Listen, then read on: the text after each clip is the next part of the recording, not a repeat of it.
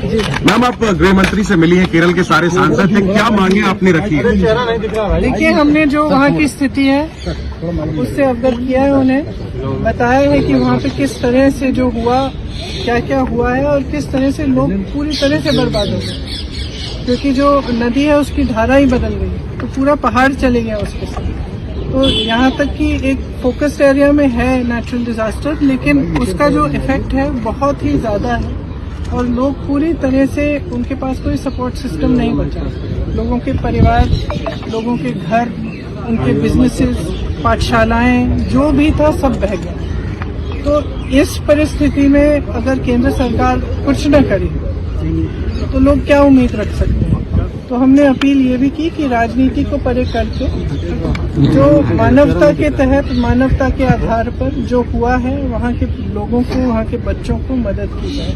मैंने ये भी जिक्र की कि मोदी जी गए थे और वो मिले पीड़ितों से, और जब मैं उन पीड़ितों से मिली, उनकी एक उम्मीद थी कि प्रधानमंत्री जी आए हैं, कुछ मदद मिलेगी, और अभी तक कुछ मदद नहीं मिली है। ये दुख की बात है और मैंने सिर्फ ये अपील किया है कि राजनीति को परे करते हुए जितनी मदद कर पाए करें। क्या भरोसा क्या भरोसा दिया ma'am?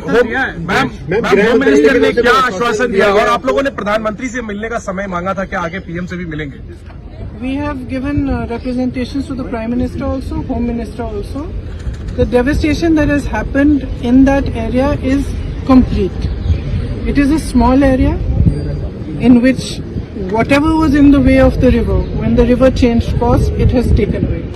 So it is not just a question of people losing one member of a family or maybe some part of their home or some part of their life. The people who are affected have lost absolutely everything. There are people who have lost every member of their family, young children. They have no support system. And in such circumstances, if the center cannot step up, then it sends a very bad message to the entire country actually.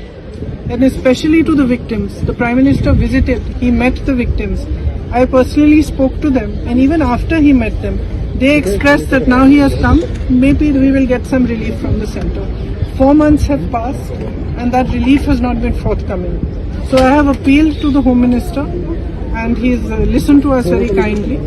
I have appealed to him that we rise above politics and truly recognize the pain and the suffering that these people have gone through. Because the suffering is immense. As I said, there are children who have lost every single member of their family.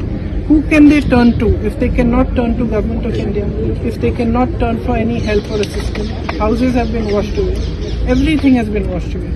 So it is just on behalf of all the MPs of Kerala, it was our appeal to them that they should consider this very seriously and be more forthcoming with the relief so that these people can rebuild their lives. Ma'am, home minister ने क्या आप लोगों को कहा? और कल बताया जा रहा है कल शाम तक उन्होंने कहा कि कुछ डिटेल्स देंगे, क्या उन्होंने कहा है कि जो किया गया है और जो हो सकता है, उन दोनों चीजों की डिटेल हमें कल शाम तक दे देंगे। तो हमने ये इच्छा व्यक्त की कि जितना भी हो सके वो कर पाए, वो करें, क्योंकि स्थिति वहाँ पे काफी खराब है। तमसो मां ज्योतिर्गमय गुरुकुल शिक्षा मंदिर संस्थान के साथ बनाए अपना भविष्य। रेगुलर और प्रोफेशनल कोर्सेज, सेकेंडरी और senior secondary courses, law, teachers training courses, pharmacy and nursing के साथ पैरामेडिकल में डायरेक्ट एडमिशन पाए। वेबसाइट विजिट करें या दिए गए नंबर पर कॉल करें। हमारा पता है गुरुकुल शिक्षा मंदिर संस्थान, कल्याण चौक, DS कॉलेज रोड, कटिहार। हमारा वीडियो अगर आपको अच्छा लगा हो तो आप हमारे वीडियो को लाइक करें, शेयर करें और हमारे चैनल को सब्सक्राइब जरूर करें।